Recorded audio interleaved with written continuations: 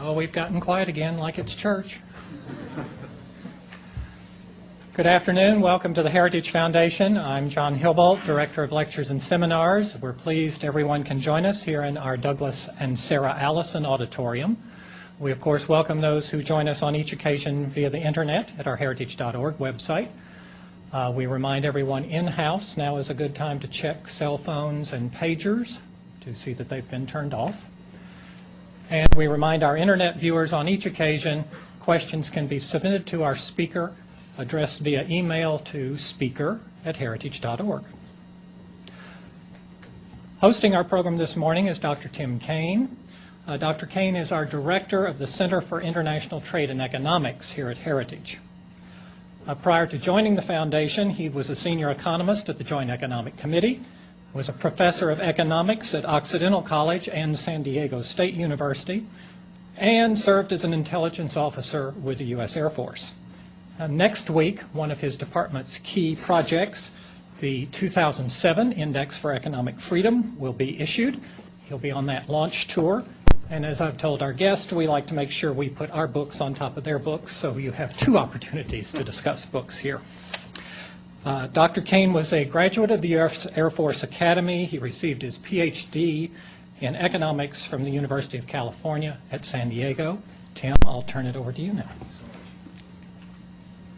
Welcome, everyone, to the Heritage Foundation. I have the unique honor of introducing a rock star. There's been a flood of interest for Mark Stein's appearance today, and he has written a fantastic book. I imagine most of you have read it. It's actually been a little bit difficult to actually get space at this event today because we've had so many requests, and of course Mark will be available afterwards. It's a little bit humbling when you have so many fans that I'm the one that actually gets to do the introduction, Mark, so I hope I can live up to it. I have to say that Mark is, he's everywhere, right? He's been blogging, he's been hosting radio shows, he's just a brilliant writer, but he's one of these writers, and if you've read this book you understand it, that he makes you angry. And if you don't agree with him, certainly he'll make you angry because he takes strong stands.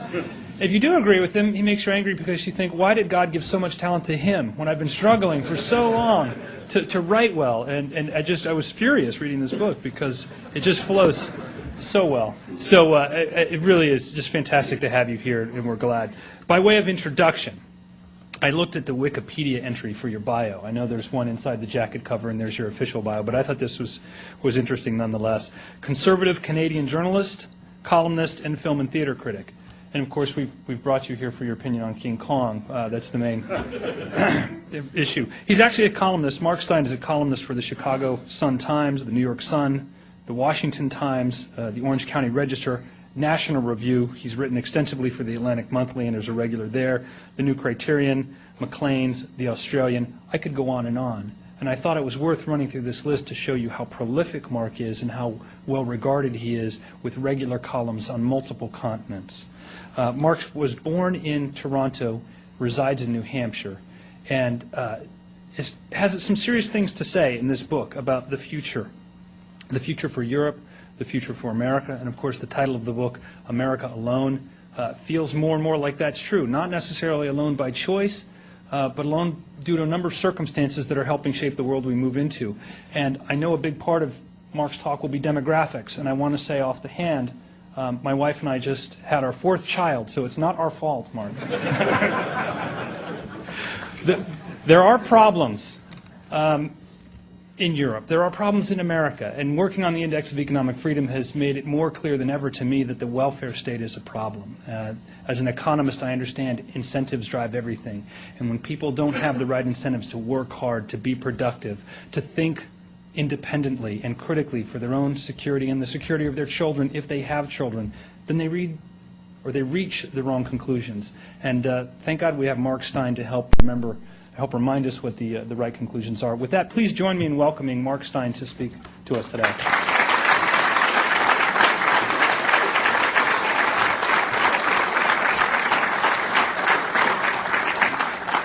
Thanks very much for that warm introduction. And I know you said it was difficult, but you pitched it just right. I gave a speech in 2005 out in California, And the guy did this fantastic introduction, and he quoted all my best lines from the 1990s when I was a lot funnier, because we spent the decade just making Clinton sex jokes, basically.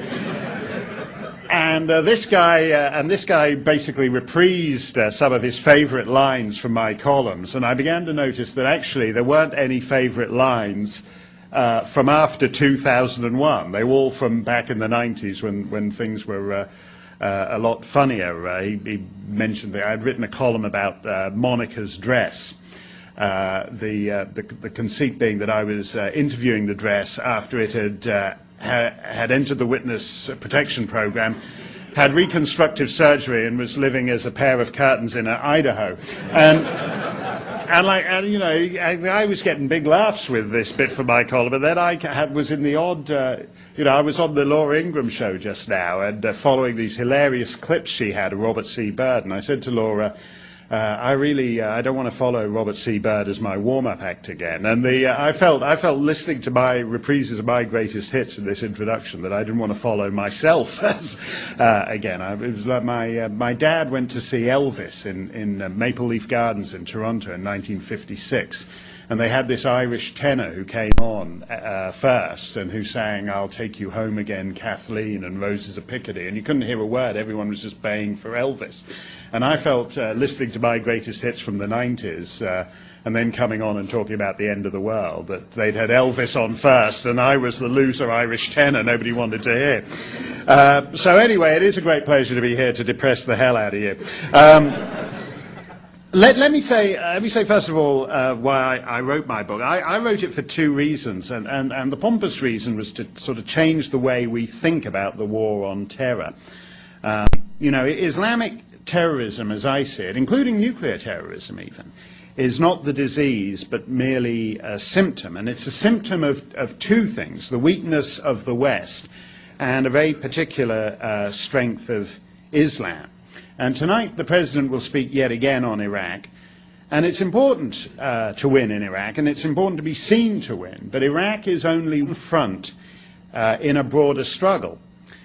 And in that broader struggle, we cannot win if we think we can rely solely on the 3rd Infantry Division and the US Marine Corps and a troop surge here and a troop surge there. There's something bigger that is at play here.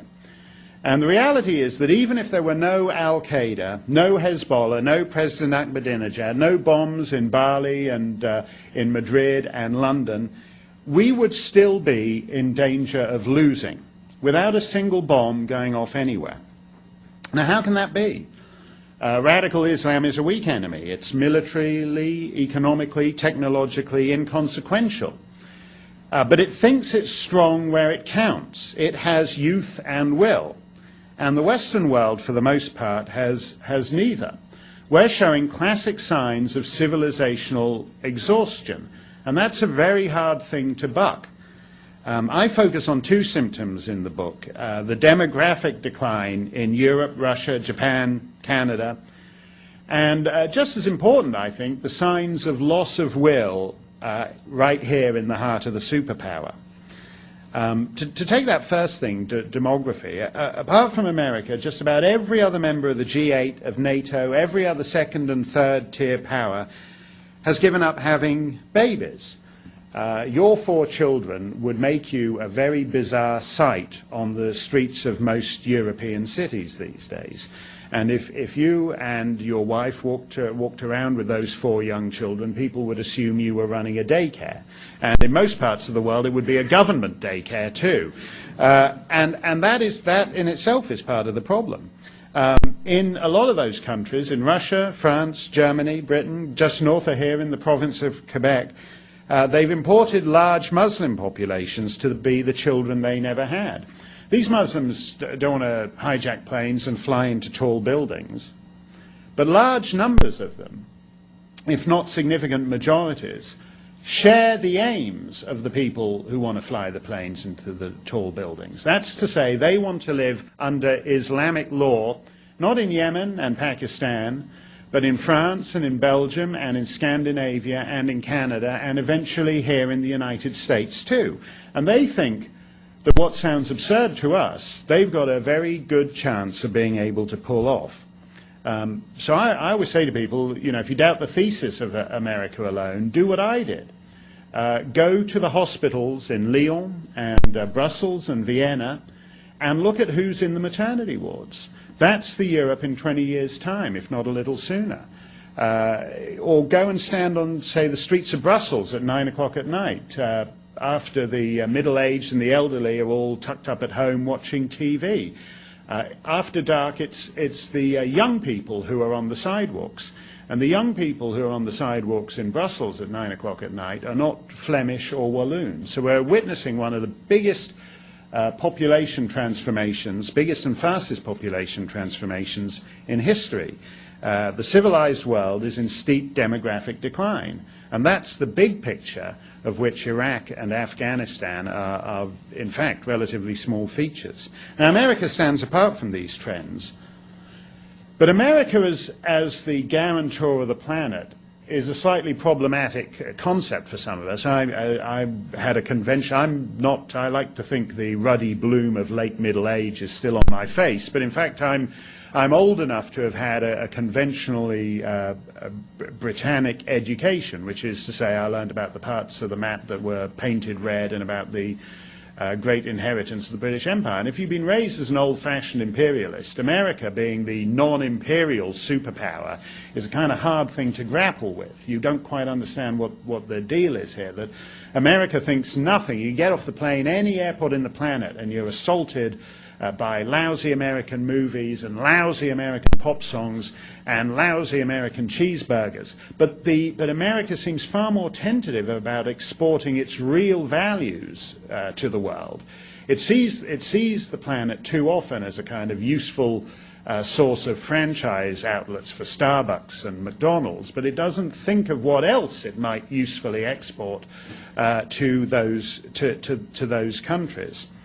And I think our enemy look at that and think it's very bizarre.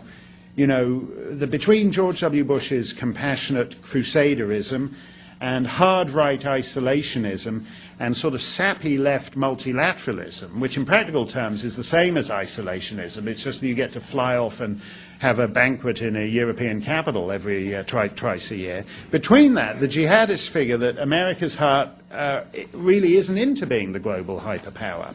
And you can't blame them for that, because if you watch CNN International and the endless parade of senators bleating about exit strategies, you would conclude that too. You know, Iran has been meddling in Iraq now for 3 years, and Iran has no plans for an exit strategy. You can watch Iranian TV 24 hours a day, 7 days a week, and you'll never see a single mullah fretting that Iran hasn't got an exit strategy from Iraq. That's only something that American legislators do, not Iranian ones. I want to use a couple of quotations I mentioned en passant in the book, and I think of them a lot as the weeks go by. In 1898, General Kitchener slaughtered the dervishes, who were the kind of jihadists of the day, at Omdurman in the Sudan. We used to learn this when I was at school. We learned about this as a great victory. Today they would teach it as a war crime. Hilaire Belloc summarized the great power's attitude to the natives very pithily. He wrote, "Whatever happens, we have got the Maxim gun and they have not." And the Maxim gun was the state-of-the-art technology of the day. And that's how we think about ourselves. Whatever happens, we have got the Maxim gun and the cruise missile and the Daisy Cutter and the ICBM, and therefore we cannot lose. Whereas our enemies look at us and say, so what? They've got the Maxim gun, but they're not willing to use it. They fight with one hand tied behind their back as a matter of policy under the most onerous rules of engagement ever known in the history of warfare. If we hole up in a mosque, the enemy's figure, the infidel will worry about pockmarking the walls.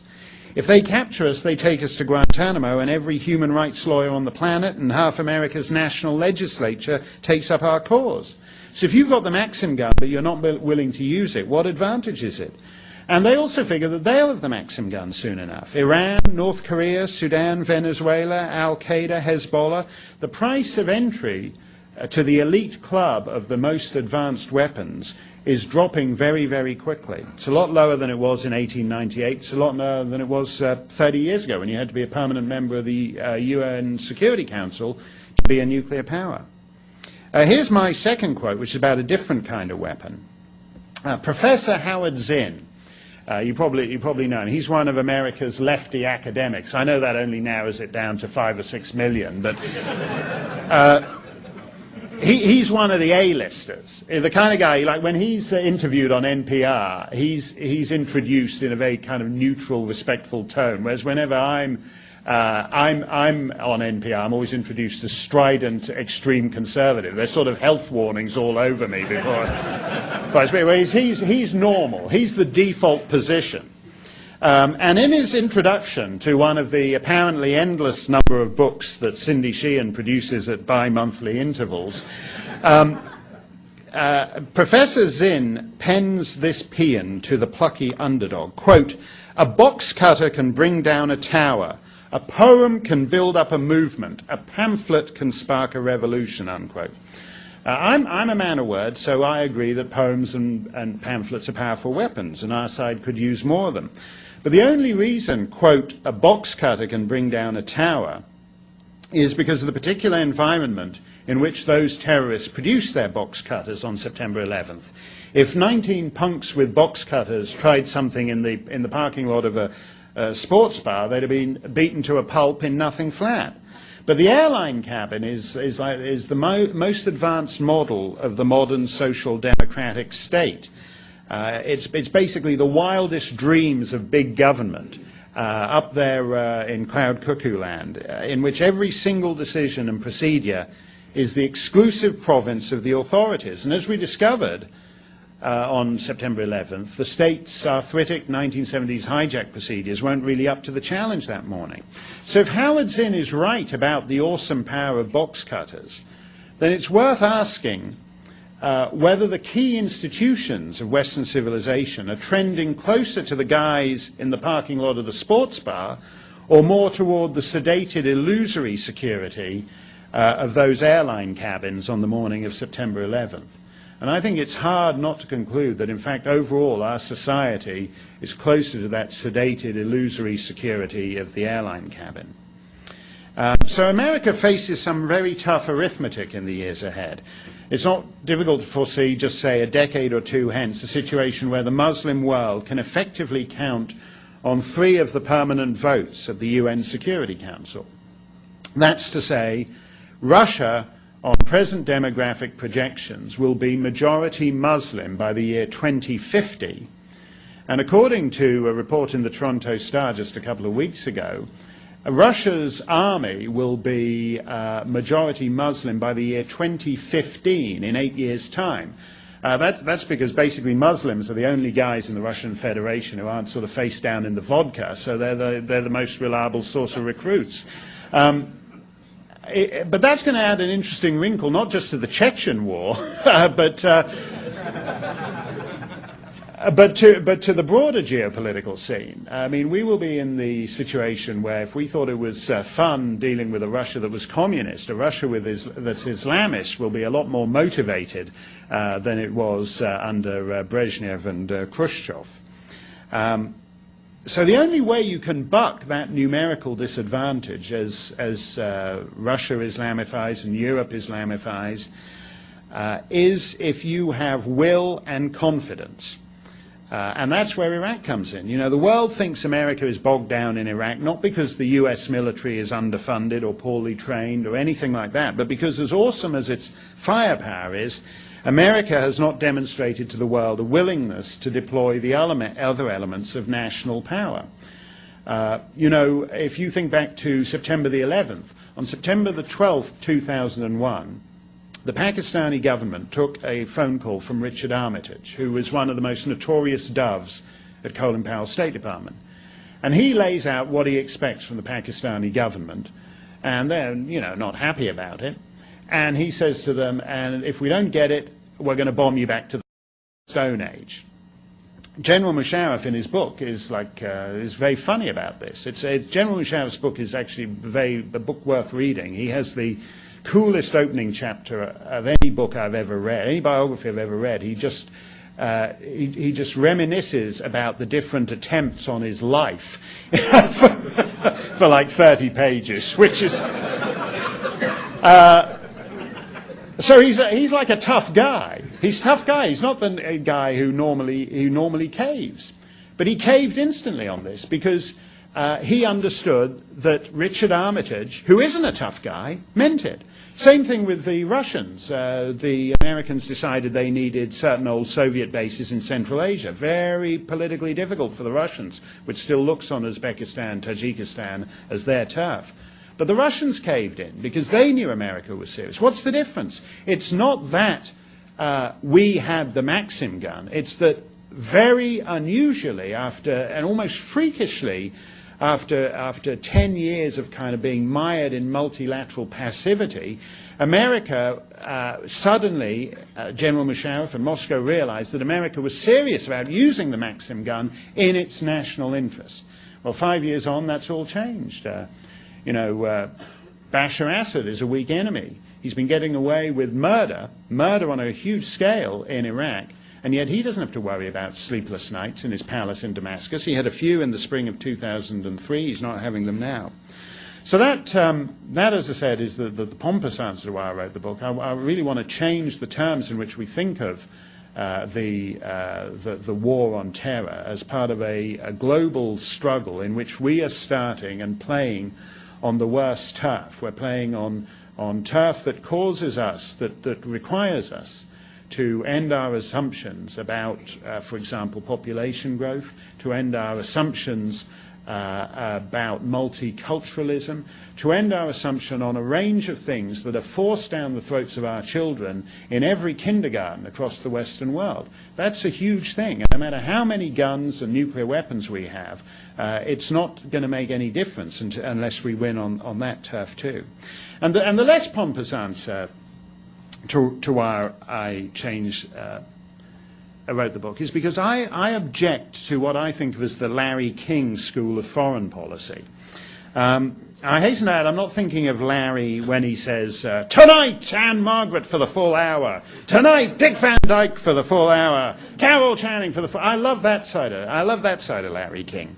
The problem is on nights like tonight, when the president is giving an address, and afterwards it's usually followed by Larry with a panel of 6 senators and ex-secretaries of state discussing the speech. And the difficulty is that they're exactly like his stroll down memory lane with Dick Van Dyke and Carol Channing. It's distinguished old people reminiscing about other distinguished old people.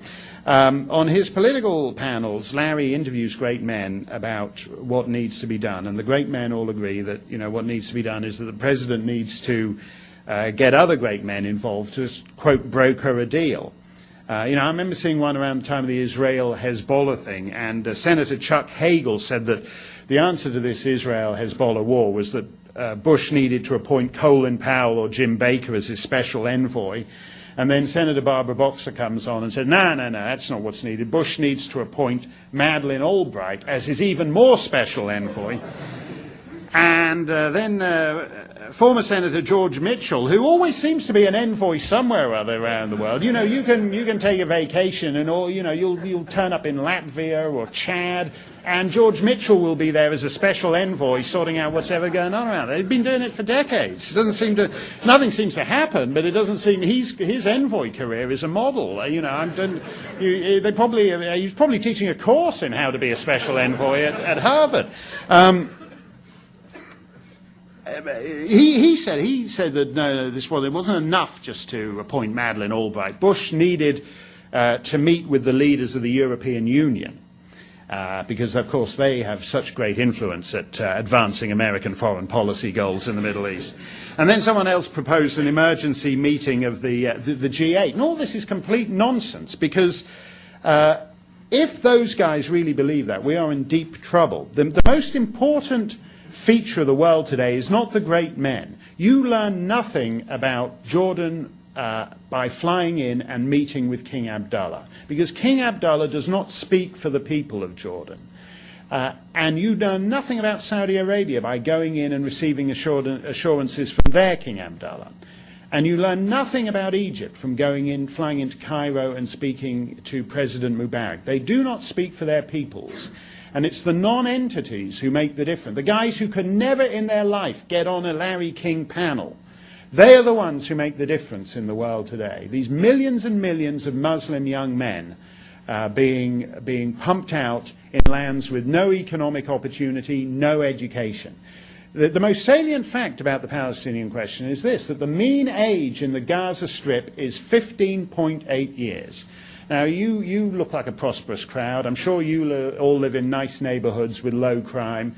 You may live, like me, I live in a picture-perfect New England small town. Looks great on postcards. But even if you live in beautiful parts of the world with no crime, you know that the little crime there is in your part of the world is generally caused, if somebody steals some beers from the convenience store, it's caused by fellas in their late teens, early 20s.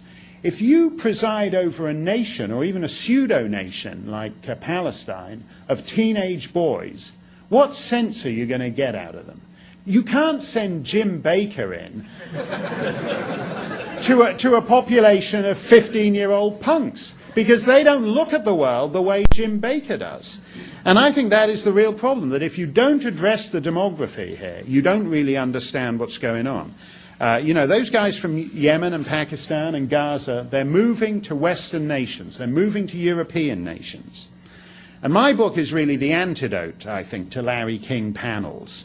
I think it understands that those anonymous people, those millions and millions of anonymous young men, guys raised in a death cult, guys raised at Pakistani madrasas, going to Europe and discovering that although they live there, and again, this is where the economic argument, I think, is insufficient. Economists, when the guy from the Pakistani madrasa lands at the airport, they think, well, he's coming here to do the jobs Americans won't do. They see him as the convenience store clerk. They see him as a plumber. He doesn't see himself as that. He's being a plumber to advance his other interests. And the reality is that a significant proportion of those people, their pan-Islamist identity is their core identity. It spreads across borders with ease, and it has a greater pull on them than the passports they carry in their pockets. They think of themselves as Islamic rather than as Belgian or as Dutch or as Canadian. And I'll just close with what I think is the most important fact in my book. It's right there up at the front, but I don't think the Jim Baker crowd thinks about this. In 1970, the developed world represented just under 30% of the global population, and the Muslim world 15%. By 2000, the developed world's share of the global population had fallen to just over 20%, and the Muslim world had increased to 20%. In other words, in 1970, the developed nations had twice a bigger share of the global population as the Muslim world, 30%, 15%. By 2000, they were at parity, each at 20%. And that's why whenever you hear any of these so-called foreign policy realists talk about stability, you should hoot and jeer, because there's no such thing as stability, only the illusion of stability, like the Connecticut River in my part of the world when it ices over this time of year. Underneath the ice, the water's still moving. The unreal realpolitik crowd think that you can ring-fence a problem, you can contain it. But under the veneer of containment, history is still on the march. And if it's not moving in your direction, then chances are it's going in the other fellas. It's moving very fast right now and not in our direction. 1970 doesn't seem terribly long ago. In fact, if you look at the Larry King guest list, it would seem like 1970. It's Anne Margaret, Dick Van Dyke, Jimmy Carter, James Baker, Zbigniew Brzezinski, Tina Louise. They're all there. It's unchanged. But in fact, the world has completely altered. And if you look at those statistics and then nudge it on a bit, what will those numbers look like in 2020, 2030? We won't even be able to do them. We won't even be able to say, well, the developed world's fallen to 12%, the Muslim world's population has increased to 28%, because by 2030, much of what we think of as the developed world will be part of the Muslim world. And that is why it behoves America, which has stronger advantages than any of the other countries that we think of as part of the West.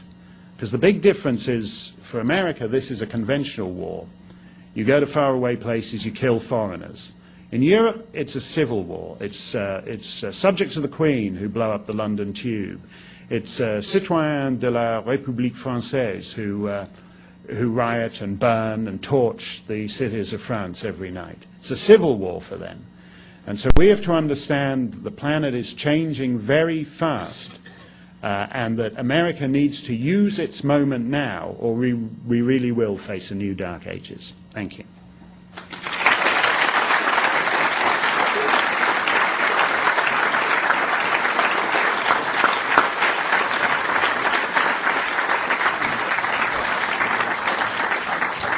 Mark, I think, would you be able to stay and answer some questions? Oh, yeah. Okay, great. So you don't get off the hook that easily then, right? I can tell you from my reading of the book, there's so much more to it than Mark was able to touch on today, so you really should do yourself the favor, if you haven't already, to get a copy and read through it. And there's some questions that I would like to ask you in deference to the group here. Why don't you all go ahead and you can just take questions on your own, and I'll step up when it's time to go. Okay. Yes, the lady at the front. Yes, thank you. Haley Dale, Heritage Foundation, reader of your book. It's terrific. You take your place in a long, distinguished line of people who have predicted the decline of the West. Now, I'm sure I'd agree with you that this time it's for real, but still, you must have given this some thought as you were writing, whether the decline of the West, as we've seen it and it's been written about over the past 100 years, is this a chapter in it, or is this a different phenomenon altogether, or are we in for a revival of the West perhaps at some point? Well, I think it is part of a continuum. You know, if I wanted to do a big kind of overview of it, I would say, and I think, by the way, we should distinguish between what we mean when we talk about the West, because it's true that, you know, if you say to yourself, well, what's the big deal about losing Germany and Italy and these countries have all done terrible things? It's true. Spain, Portugal, Greece were dictatorships a generation ago. You go back a generation before that, and Germany and France and Italy were dictatorships. And you can say, well, what do these guys have to teach the rest of the planet anyway? They've very clearly failed at a certain level as nation states for most of modern history. So I always distinguish between what I would call the cultural West. You know, that Goethe and Beethoven and Mozart and Michelangelo's David. They are part of our inheritance. But I have a slightly, in terms of the political West, the countries that have created the institutions by which this planet operates, the global economy operates, which make it possible for me as a writer, for example, to enforce my copyrights in most parts of the world, that derives from a narrower Anglo-American tradition, and that is now in danger. I think if you talk about the West in general terms, in the Battle of the Somme in 1916 on the First World War, the carnage of the First World War, the slaughter, I think the ruling classes of Europe felt they lost their moral authority, and they never recovered it. And a kind of infection took hold in which a kind of elite self-loathing percolated ever further down in society. And I think that indirectly gave rise to a lot of the features we see in our world today, where we have a successful standard of living, we have better health care, longer life expectancy, greater range of economic opportunities than any other people in human history. And yet if you go to the typical grade school in this country, you're taught that it's all terribly wicked and it was accomplished by doing terrible things to terrible people. And I think that so I think in a sense the sort of metastasized self-loathing that we face today has its roots really, I think, in the First World War and a kind of crisis of confidence from which those ruling classes never really recovered. Yes, the lady in the center there. Hi, my name is Deborah Weiss, and I'm a fellow with the Center for Security Policy and a 9/11 survivor from the World Trade Center attacks.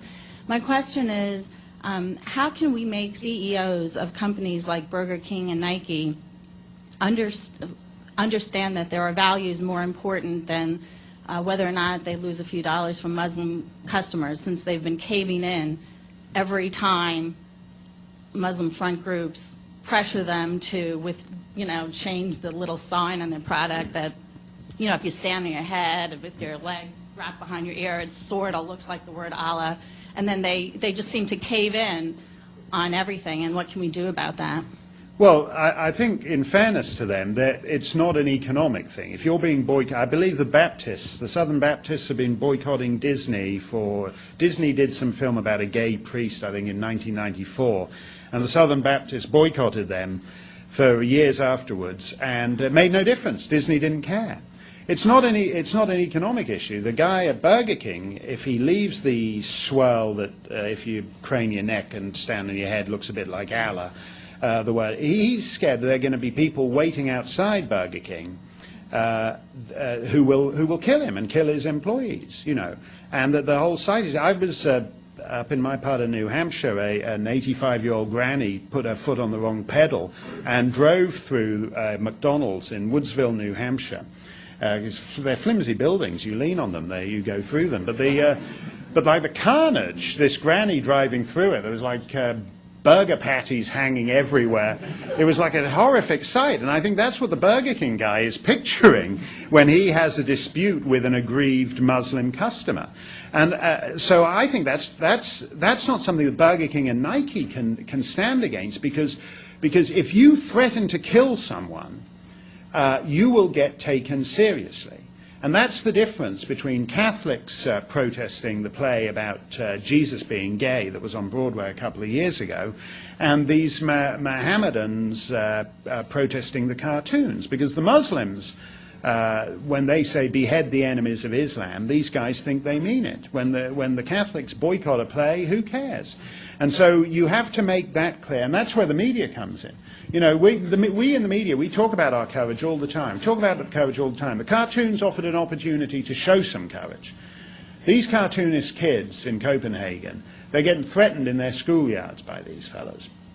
And we should have said, look, this newspaper, none of us has ever heard about it, but we're going to publish the cartoons in the New York Times and Le Monde and the Sydney Morning Herald and the Times of London and the Times of India. We're going to publish these newspapers in every paper, these cartoons in every newspaper in the world. And if you want to kill us, you're going to have to kill us all.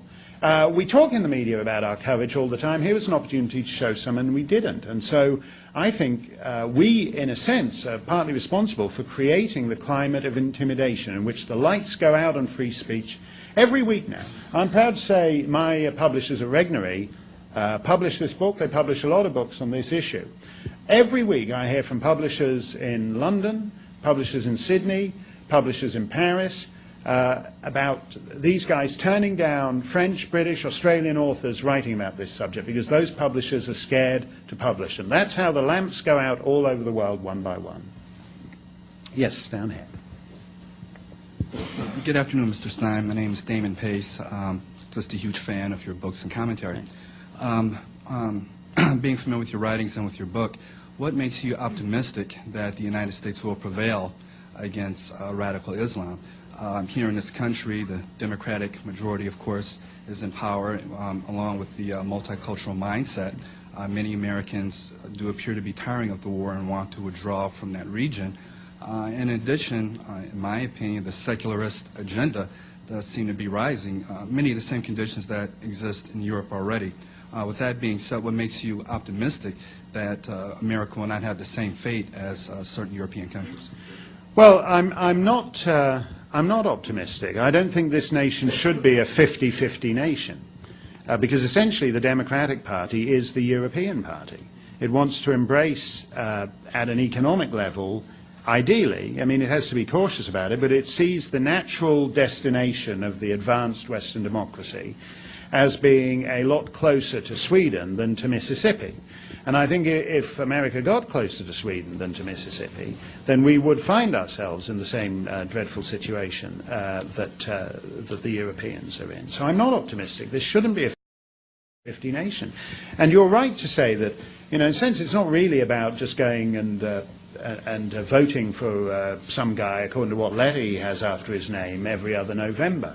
that if you exist in a society where all the most influential levers in that society are wielded by the same cultural relativists that have basically plunged Europe over the waterfall, you have to do something about it there. You do have to start in the kindergartens and with the movie. You can't just complain. We on the right complain about movies a lot. We should actually just make other movies. We should recognize the entry levels different now. You don't have to be Paramount or Warner Brothers anymore. You should just get on with it and make better stories. I'm astonished that the difference now, I mean, I mentioned Professor Zinn. Professors have always been crazy. They were crazy in the 1930s. But what's worrying is that back then in the 1930s, the professor may have been crazy, but the little nice village school ma'am with her hair in a bun, she had her marbles. Well, now the village school ma'am with her hair in the bun doesn't have her marbles. And so we have to recognize that you can't just do it on a kind of Republican-Democrat basis. You've got to actually make a difference in all those other institutions, or we will be in the same situation. Yes, the gentleman up there. Hi, my name's Damian Harvey. I'm a producer with Capitol Pictures here in Washington. My question goes back to the one previous to the last one asked, and I think that the absence of imams and other Islamic leaders protesting against the violence that's being carried out by Muslims worldwide is conspicuous by its absence. And I'm wondering if you could talk about that. Yes, I think that's true. I think that's because I think I say in the book at some point that there are millions of moderate, so-called moderate Muslims. That's to say, Muslims who just want to get on with their lives, but they get no support for that moderation from any school of Islam. Every school of Islam is basically at its core jihadist. You know, Islam is a very problematic religion. It's much closer to a conventional imperial project than it is to what we regard as religion. And that's one of the mistakes when we hear that there's a mosque opening up on Main Street, we think, well, it's a religion. So we're thinking of like a congregational church or something like that. And it's not. It's actually something far more explicitly political. And most of the surveys that have been done, the Mounties did one up in Canada, and they concluded that some 85% of imams in Canadian mosques were hardcore radical jihadists. I believe a similar survey was done down here, and it was reassuringly lower. It was about 80%. So clearly, the broad Muslim population is actually more moderate than their imams, and I think that is the great problem, is that all the lobby groups, all the imams, are actually very, very extreme and have great, what we would call great scriptural authority for their extremism. I would say, in fact, that we are turning into moderate Muslims. We are becoming moderate Muslims. That, in fact, the host communities in most Western nations are developing the same quiescent attitudes to this subject that the moderate Muslims have. Keep your head down. It's better not to publish the book on this subject. It's better not to do the TV show on this subject. Or it's better to actually suck up to these guys. They've just started in Canada last night. They did the first episode of a new sitcom called Little Mosque on the Prairie. And it's about a small town out in the prairies that's got a Muslim community. And what is the core joke of this show? It's that the white folks in that town are like just dumb, ignorant rednecks who are stupid enough to think that every Muslim is an extremist and a terrorist. And the Muslims function like the gay characters do on American sitcoms. The Muslim is the new gay. And that's off the record because I want to get back to New Hampshire alive. But Muslim is the new gay in the sense that the gays, if you watch a sitcom here, the gay guy, the gay best friend says all the brittle, the principals are neurotic, they can't handle it, and the gay, witty, brittle gay guy says all the charming, amusing, sophisticated things. And that's how in Little Mosque on the Prairie, the rednecks are all neurotic and paranoid, and it's the Muslim people who say all the brittle, witty, sophisticated, amusing things. And so I think that I would be surprised if it takes takes off there, I wouldn't be surprised if somebody does that kind. There'll be a Muslim best friend in a sitcom here before too long. If I was one of the gay guys, I'd be annoyed with this because it means they're moving, they're moving into the role of the Darren character in Bewitched. They're going to be. Now I'm sounding like Larry King again. Let's say. Hi, Patrick Abbott with the Washington Examiner. In President Bush's speech tonight, given the current political climate, he's probably going to have to play it a little bit safe down the middle of the road, which strikes me as not in keeping with your proposition to really show your guns, show that you mean business. So if you were to write his speech tonight, what would sort of be your money quote? What would be the main message? What would be in the newspaper headlines tomorrow morning? Well, I think he needs to slap down. I think the problem in Iraq is basically a problem in America. In the end, it's true. Nobody can give freedom to people in Iraq. But we can certainly do our best to facilitate the conditions in which Iraq can be better than most other countries in the Arab world. Is that a project in the U.S. interest? Yes, it is, because at the moment, in the repression that's in the Muslim world, and in the Arab world in particular, the only political space is within the mosques. So if you are a dissenter in most parts of the Arab world, you become a jihadist. America should say, President Bush should say, we are trying to do a tough job in Iraq. We are trying to buck 1,000 years of history. We are trying to do something that every European power at the height of imperialism avoided.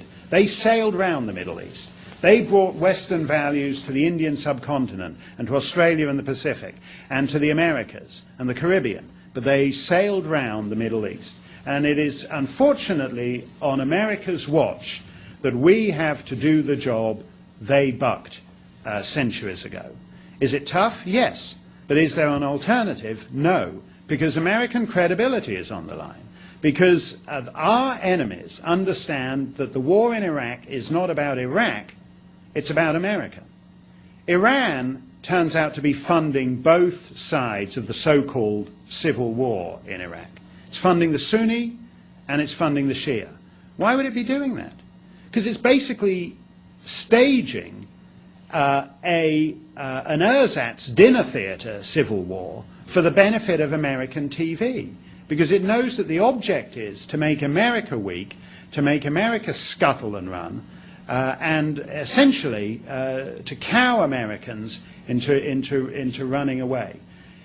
It's been a long time since this country unambiguously won a war. It's been 60 years, apart from pipsqueak things like Grenada.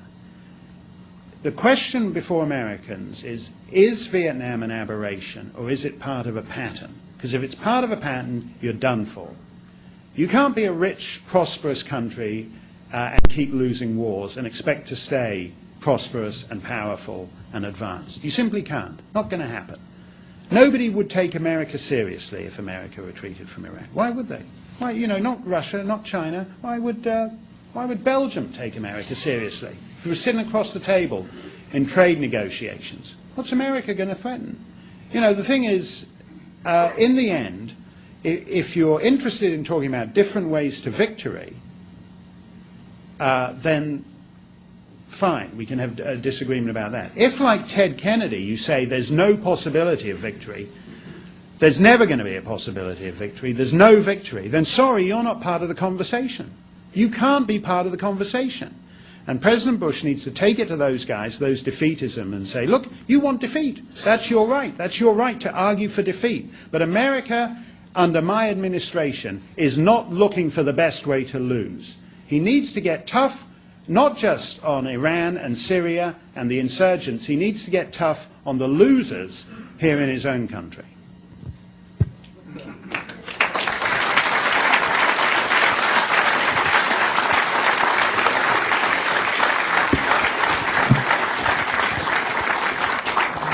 Thank you, Mark, and thanks everyone here.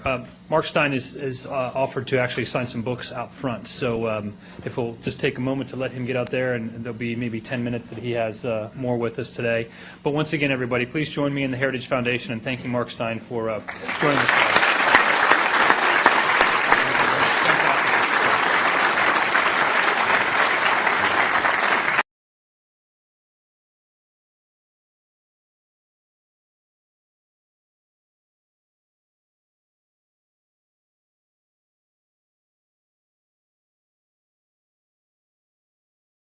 to our speaker addressed via email to speaker@heritage.org.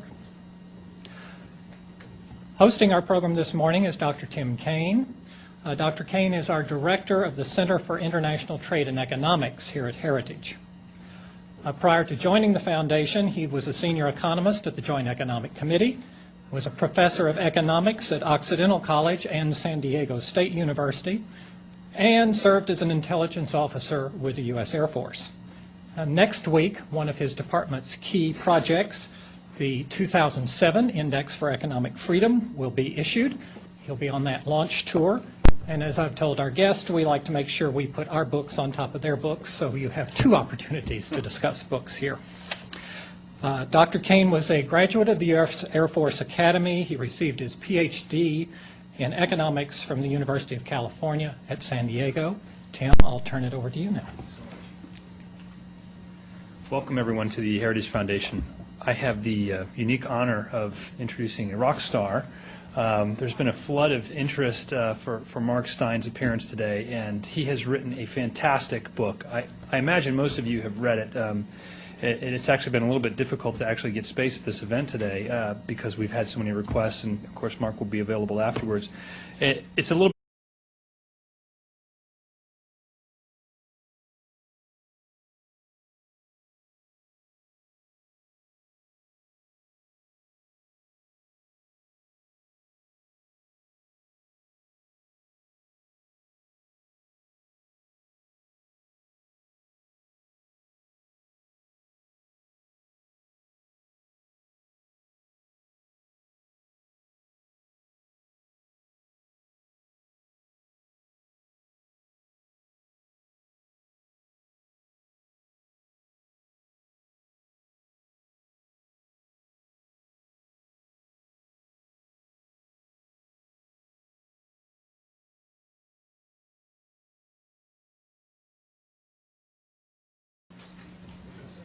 Oh, we've gotten quiet again, like it's church. Good afternoon. Welcome to the Heritage Foundation. I'm John Hilbolt, Director of Lectures and Seminars. We're pleased everyone can join us here in our Douglas and Sarah Allison Auditorium. We, of course, welcome those who join us on each occasion via the Internet at our heritage.org website. We remind everyone in-house now is a good time to check cell phones and pagers to see that they've been turned off. And we remind our Internet viewers on each occasion questions can be submitted. But humbling when you have so many fans that I'm the one that actually gets to do the introduction, Mark, so I hope I can live up to it. I have to say that Mark is, he's everywhere, right? He's been blogging, he's been hosting radio shows, he's just a brilliant writer, but he's one of these writers, and if you've read this book you understand it, that he makes you angry.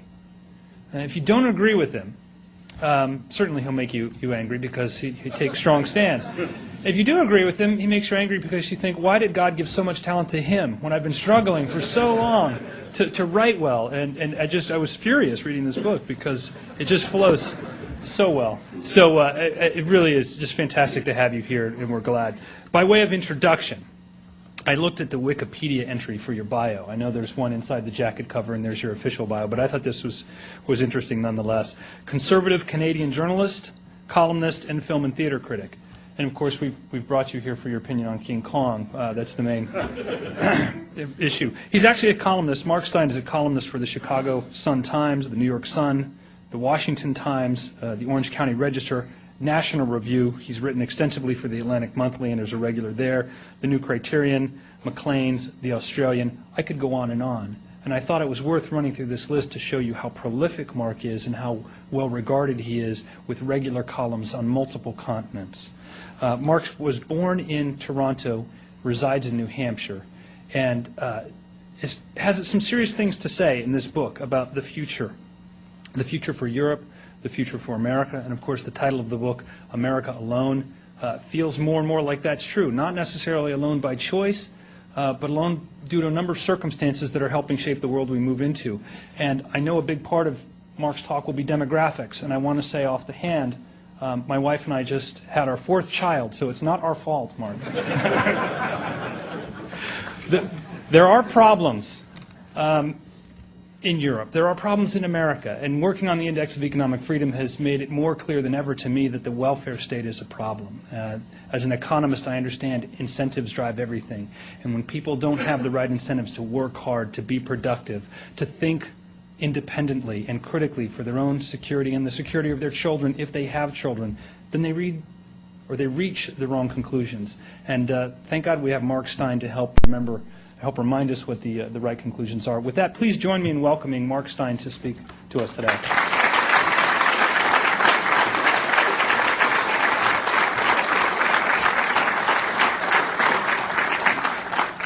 Thanks very much for that warm introduction. And I know you said it was difficult, but you pitched it just right. I gave a speech in 2005 out in California, and the guy did this fantastic introduction, and he quoted all my best lines from the 1990s when I was a lot funnier, because we spent the decade just making Clinton sex jokes, basically. And this guy basically reprised some of his favorite lines from my columns, and I began to notice that actually there weren't any favorite lines from after 2001. They were all from back in the 90s when things were a lot funnier. He mentioned that I had written a column about Monica's dress. The conceit being that I was interviewing the dress after it had entered the witness protection program, had reconstructive surgery, and was living as a pair of curtains in Idaho.